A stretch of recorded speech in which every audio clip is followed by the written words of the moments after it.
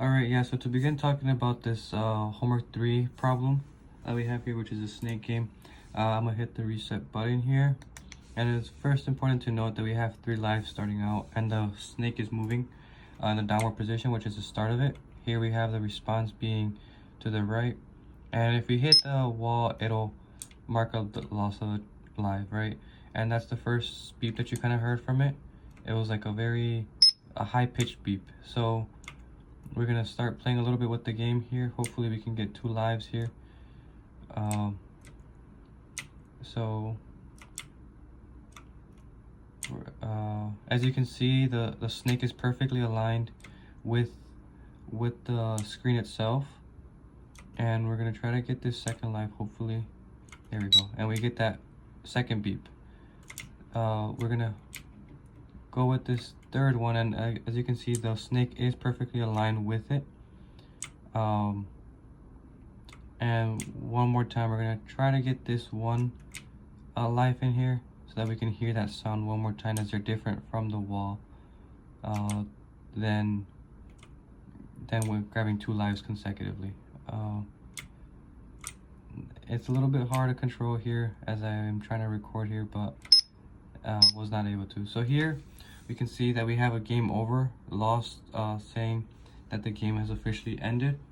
And just to talk a little bit more about the whole things, the screen itself is working in a full, the 240 by 320 display.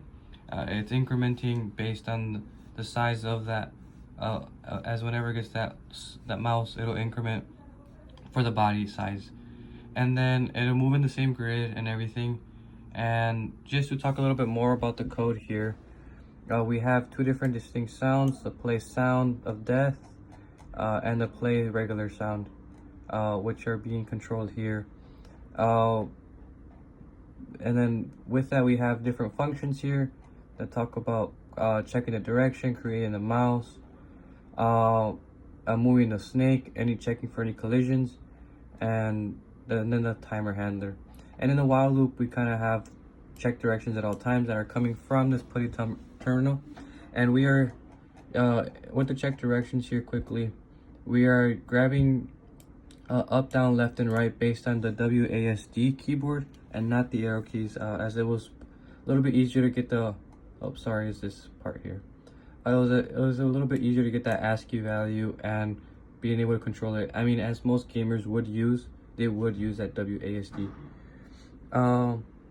So yes, so again, to talk a little bit more about the code here to demonstrate more about it, the snake, as long as the snake's length is greater than 0, which meaning it's more than just the head, and the snake's length is equal to 2, 4, 6, 8, or 10, we could have done a mod here, mod 2.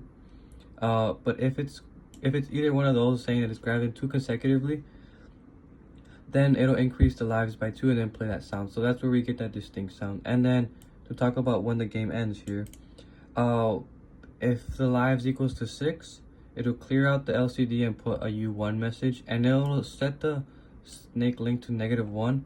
And that's on purpose so that it can no longer draw out a snake, and it'll no longer go through these 4 loops as well. So that was done on purpose to kind of control that aspect of it. And it's similar here to, this is checking if it made a collision with the